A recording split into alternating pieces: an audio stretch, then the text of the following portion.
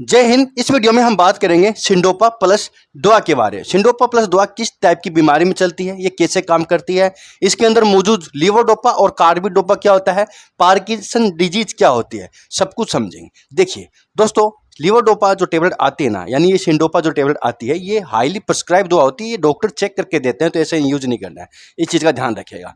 देखिए, ये लुपिन सन pharma company का एक ब्रांड आता है। 15 टेबलेट का पत्ता करीब करीब 40 रुपये के आसपास मिल जाता है, तो इतना कोई महंगा नहीं आता। लेकिन ये जो दवा होती है थोड़ी लंबी चलती है, ये समझते हैं।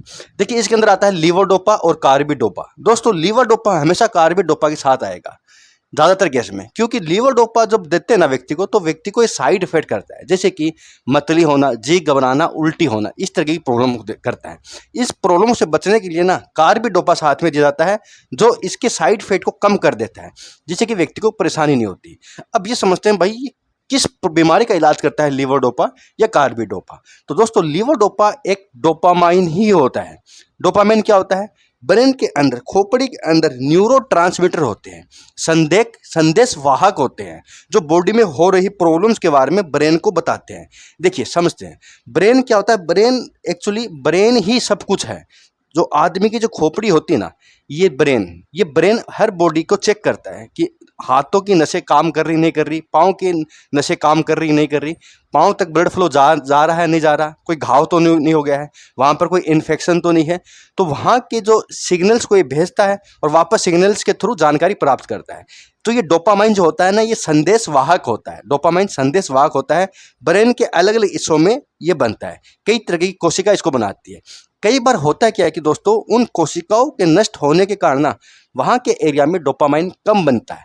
तो डोपामाइन की कमी के कारण व्यक्ति को पार्किंसन डिजीज हो जाती है। पार्किंसन डिजीज, हालांकि ऐसा नहीं है कि यही होता है, कई तरीके की और भी बीमारी होती है, एंजाइटी वगैरह, सूनापन होना, स्किज़ोफ्रेनिया, इस तरह की जो बीमारियाँ होती है, ये डोपामाइन की कमी के कारण होता है। तो डोपामाइन अगर कम बन रहा है ना, तो कई तरह की बीमारियाँ करता है। उनमें से आती है दोस्तों पार्किंसन डिजीज। पार्किंसन डिजीज को समझते हैं।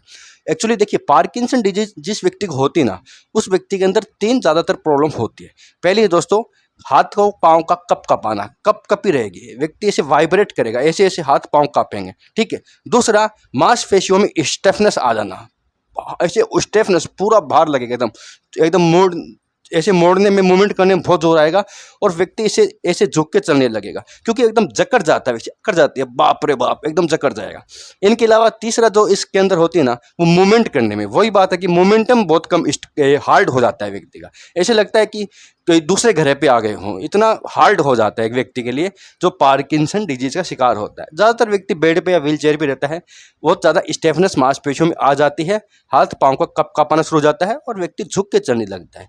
इनके अलावा बाकी जो मांसपेशियाँ होती है, वो भी वीक काम करने लगती है। तो लीवोडोपा जो होता है, ये उसी डोपामाइन की तरह काम करता है, डोपामाइन के लेवल को बढ़ाकर काम करता है। यानी जहाँ पर डोपामाइन नहीं बन रहा ना, वहाँ जाके ये डायरेक्ट उस डोपामाइन की तरह रिएक्ट करेगा, जिससे कि ब्रेन को वापस सिग्नल मिलने लगेगा, और ब्रेन उस मोमेंटम को, उस बीमारी को धीरे धीरे कम कर देता है। यानी पार्किंसन डिजीज में जो हाथ पाँव कपा रहा था, वो लीवोडोपा देने के बाद उसकी मोमेंटम कम हो जाती है, काफ़ी हद तक कम हो जाती है। एज इट इज वैसे ही काम करेगा जहाँ जैसे कि नेचुरल डोपामाइन खोपड़ी में कर रहा था।